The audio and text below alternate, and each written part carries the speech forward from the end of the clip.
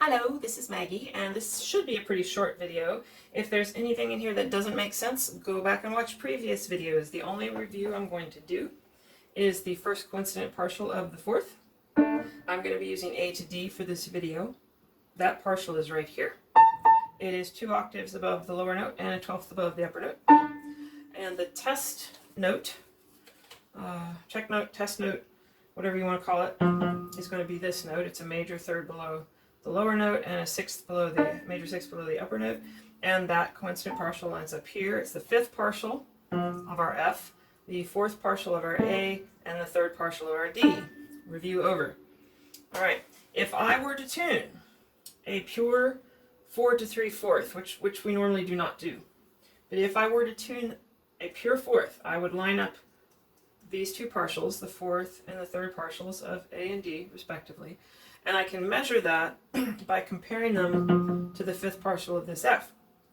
So if these 2 partials are the same distance from this partial, then these 2 partials will be the same rate as these 2 partials.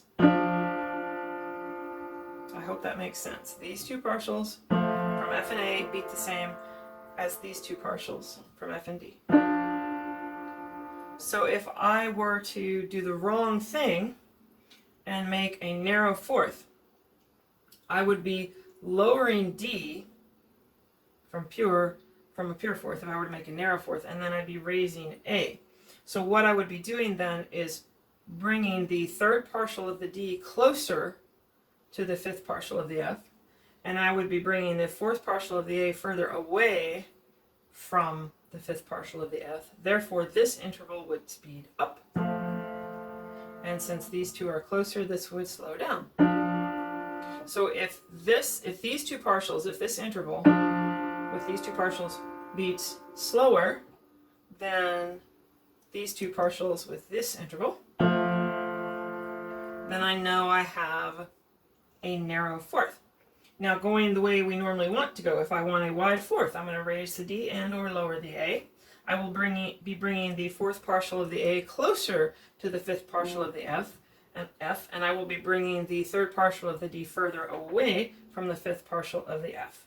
If I bring these 2 partials further away, they will beat faster. And if I bring these 2 partials closer together, they will beat slower. Therefore, if I have a fourth, and I look at the major third below the lowest note of that fourth, if my major third beats slower than my major sixth, I can confirm that I do indeed have a wide fourth.